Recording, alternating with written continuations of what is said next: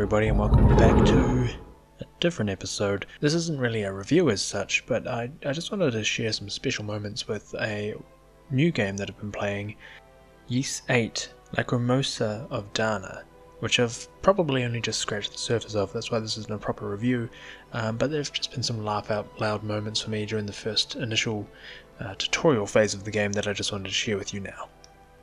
All in all, I think this is a really great game. I really have been enjoying playing it so far, but these moments here were a little bit cringeworthy. First up, we've got a slightly culturally insensitive way of parodying the continent of Africa by calling it Africa. Very unsubtle, but you know, it's there. Then you got this character. His name is Cathu.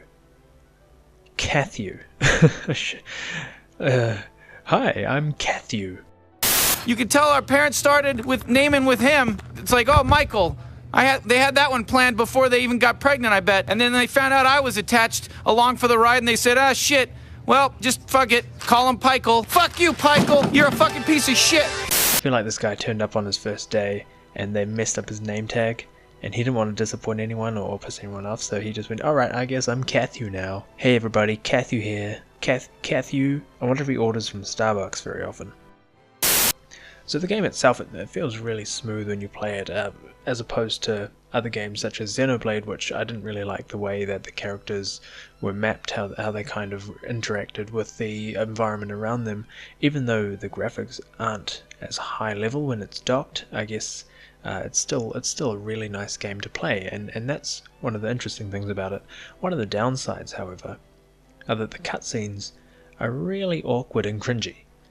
This particular cutscene that I'm going to play for you now is probably one of the worst examples I can show you.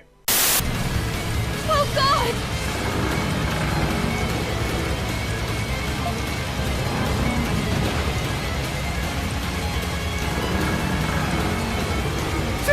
Someone help me!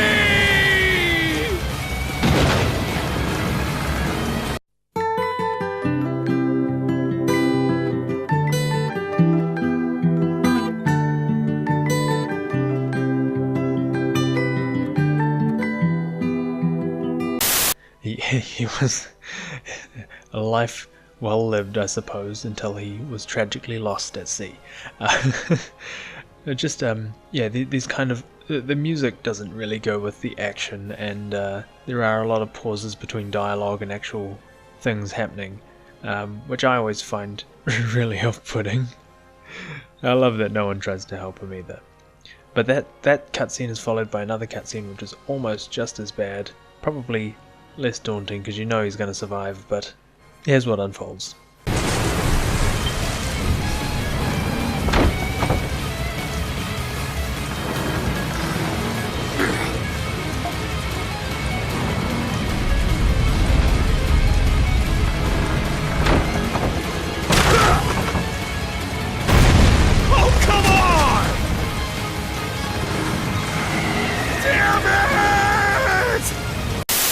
And then there's just the downright weird game direction text that kind of tells you what's going on, like in this scene where you're agreeing to something. But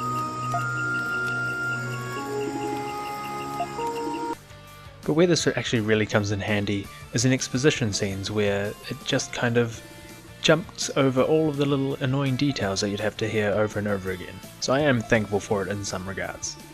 So far, these are the little nitty-picky things that I have about the game. All in all, it's actually really cool. So I recommend you pick it up, have a play of it yourself. I'm sure that there are some more awkward or interesting parts coming up later on in the game that I'll probably cover in a late to the party review down the line. So if you want to see that, feel free to click subscribe. If you found this as amusing as I have, small things amuse small minds, click like and join me in that club.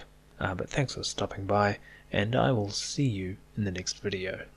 That's why I don't like being dishonest. I've been true to myself for a long time.